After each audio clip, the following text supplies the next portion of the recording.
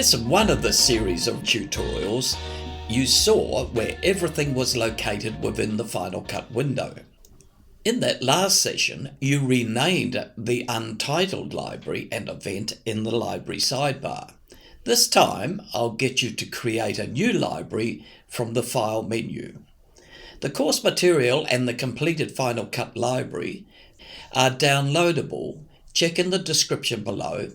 Click the I above to access lesson 1 that has the details on how to download this. Now, select File, New Library, select the Finder location you'd like to save that library, and let's call it My First Edit.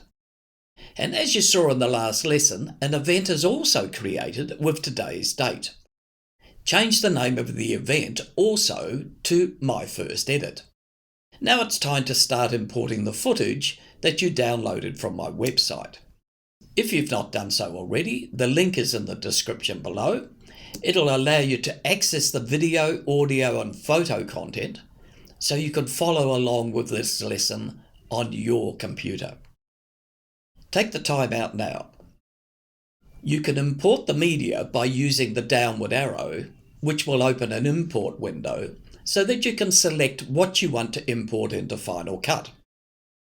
If you'd like to see how to do that, click the I above for a video that covers that method. The description in that video, in the timestamps, has import footage at 1 minute and 56.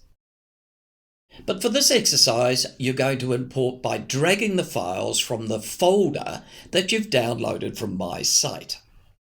Select the My First Edit event, and from the Finder, drag the Sample Media folder into the browser window.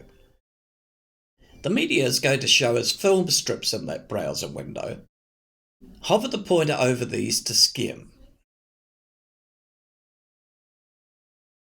At any time, you can press the spacebar to play in the viewer and press the spacebar again to pause.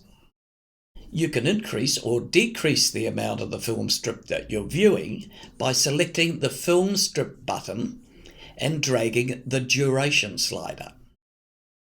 If you prefer, you can see the clips as a list. Click the button looking like a stack to the right of the words All Clips. When a clip is selected, the film strip appears at the top of the browser, and you can skim in that just like you did in the film strip view.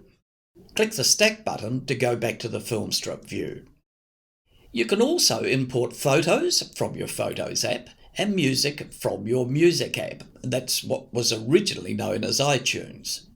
Click the Music Note button and click on Music. There will be a short delay while the connection takes place to the music. When the list does appear, select the music note in the middle at the top of the window and you see the albums in your iTunes library.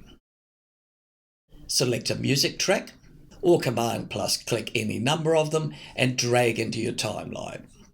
To access photos, click the photos at the far left and there'll be a similar short delay while that connection's being made. Select Albums or All Photos, Command plus click any number of photos and drag them into your timeline. In the next tutorial, we'll get started with an actual edit. Thanks for watching. Please like, subscribe and press the bell.